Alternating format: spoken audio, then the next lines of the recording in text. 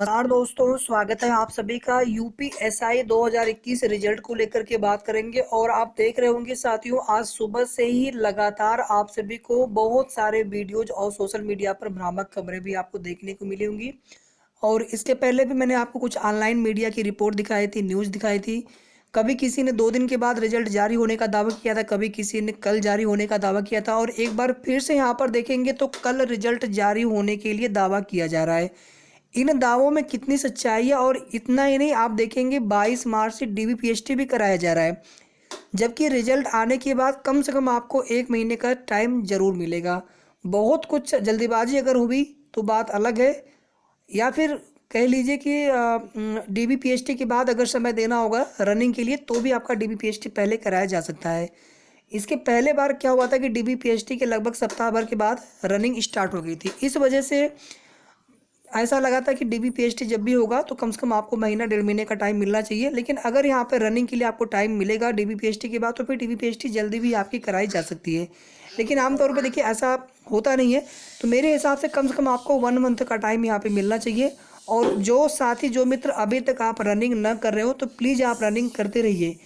Running में एक चीज़ ध्यान दीजिएगा विशेष रूप से, आप सिर्फ और सिर्फ अपने डाइट पे ध्यान दीजिए। डाइट के साथ साथ जब भी आप दौड़ लगाएं, पूरी दौड़ लगाएं और बिना रुके। बीच में समय थोड़ा ज़्यादा लगे कोई दिक्कत नहीं है, समय आप बाद में कम कर लेंगे, लेकिन आप अपने को आप उसके अनुरूप ढालिए।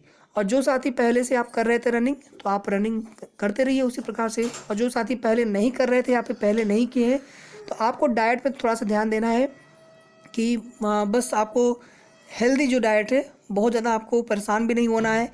बहुत ज़्यादा आपको वीडियो सर्च करके कि नहीं क्या खाएं, कैसे खाएं, बहुत सारे जो अनावश्यक चीज़ें भी लोग बताते हैं, भ्रामक चीज़ें, तो उनसे आपको बिल्कुल अवॉइड करना है। ऐसे लोग सक्सेस नहीं हो पाते, अगर हो भी गए तो फिर आगे उनको प्रॉब्लम होती है। ध्यान दीजिएगा इस चीज़ को। और एक चीज़ और भी यहाँ पर है, मेडिकल को लेकर के भी बहुत सारे प्रश्न होते हैं। मेडिकल देखिए, यूपीएसआई का मेडिकल बहुत ज़्यादा हार्ड नहीं होता है। थोड़ी बहुत समस्या 19-20 होती है, तो उसका कुछ ना कुछ समाधान होता है। तो वो आपको चीज़ें बाद में बता दी जाएंगी। पहले एक बार यहाँ पे लिस्ट, एक बार रिजल्ट आ जाए। रिजल्ट का मतलब है कि जितने अभ्यर्थी डीबीपीएसटी में लिए जाने होंगे, लगभग 2 गुना, 2.5 गुना या 3 गुना के आसपास, तो उतने अभ्यर्थियों की, उतने छात्रों की एक पूरी लिस्ट आ जाएगी यूपीएसआई की।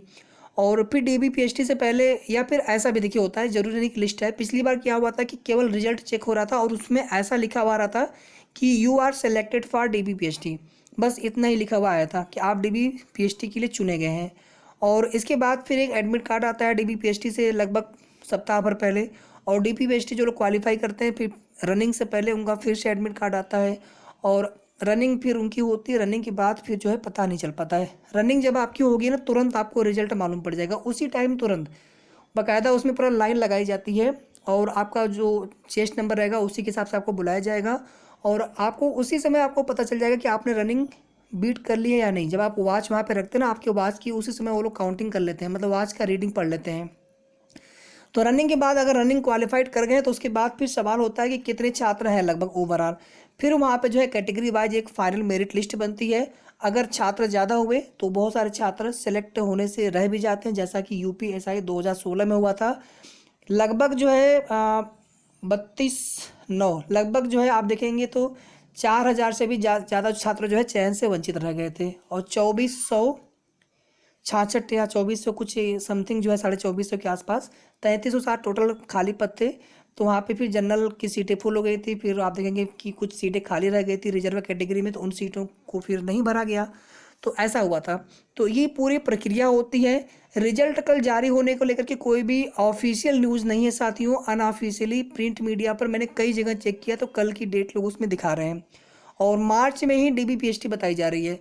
बहुत अगर जल्दी भी करेंगे दोस्तों, तब भी कम से कम 15 अप्रैल तक डीबीपीएसटी होना चाहिए, अगर कल परसों में रिजल्ट अगर आपका आ भी जाता है तो। ठीक है। और अगर मान लेते हैं मार्च में डीबीपीएसटी करा लिए, तो कम से कम आपको फिर 15 से 20 दिन का आगे टाइम मिलना ही मिलना चाहिए रनिंग के लिए। तो मेरा आप सभी से सजेशन है, मेरा आप सभी से निवेदन है कि आप लोग रनिंग करते रहिए रेगुलर।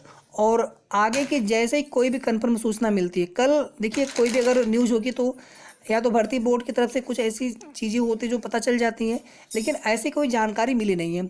हो सकता है कि काम चल रहा हो अंदर अंदर। और मुख्यमंत्री जी, आप देखेंगे सीएम के शपथ ग्रहण से पहले बहुत सारे कार्य किए जा रहे हैं। यूपी ट्रिपल एससी से देखेंगे आप, 2 रिजल्ट जारी हो चुके हैं। यूपी ट्रिपल एस ने अभी कुछ दिन पहले एक रिजल्ट जारी किया था लोअर 2019 मेंस का।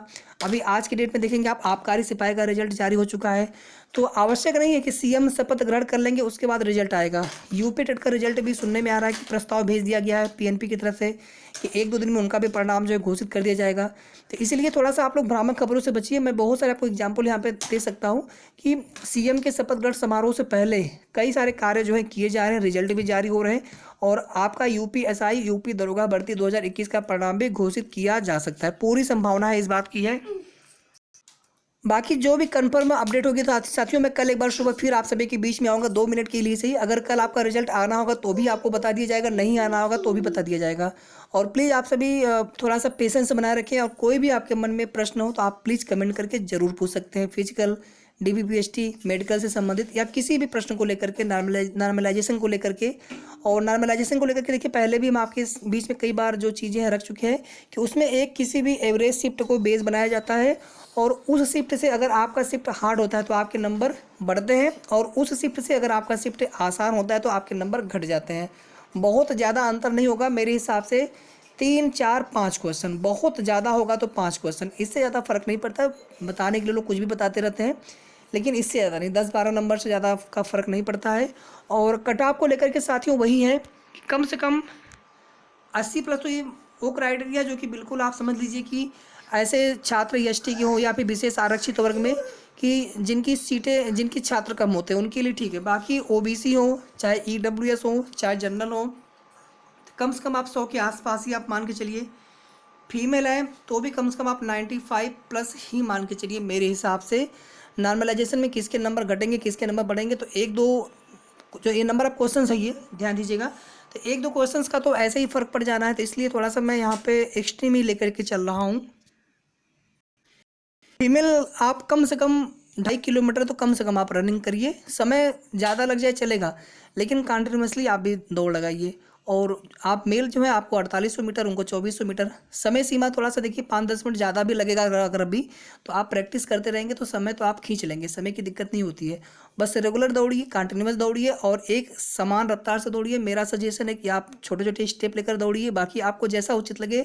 जब शॉर्ट रनिंग होती है 1600 मीटर होती है तो उसमें लोग लॉन्ग स्टेप लगाते हैं और जब ज़्यादा लंबी दौड़ लगानी होती है तो उसमें ज़्यादा करके लोग यही प्रेफर करते हैं। बाकी आपको जैसा सूटेबल लगे, आपको किसी के नई टेक्निक नहीं यूज करनी बल्कि आप जिस प्रकार से आपका जो स्वाभाविक दौड़ है आप वो स्वाभाविक दौड़ लगाइए, वो सबसे ज़्यादा अच्छा होगा। ठीक है साथियों, कल सुबह मिलते हैं आप सभी से। जो भी अपडेट होगी आपके रिजल्ट को लेकर के, अगर कि कल आपका आ जाएगा या फिर कल के बाद परसों आने की संभावना रहेगी, जो भी जैसे भी अपडेट्स मिलेगी आप सभी को कल सुबह वाले वीडियो के माध्यम से सूचना प्रोवाइड करा दी जाएगी। वीडियो को प्लीज़ लाइक कर दीजिएगा, शेयर कर दीजिएगा, आप लोग शेयर कर सकते हैं। साथ में चैनल को आप ज़रूर सब्सक्राइब कर लें। बहुत बहुत धन्यवाद।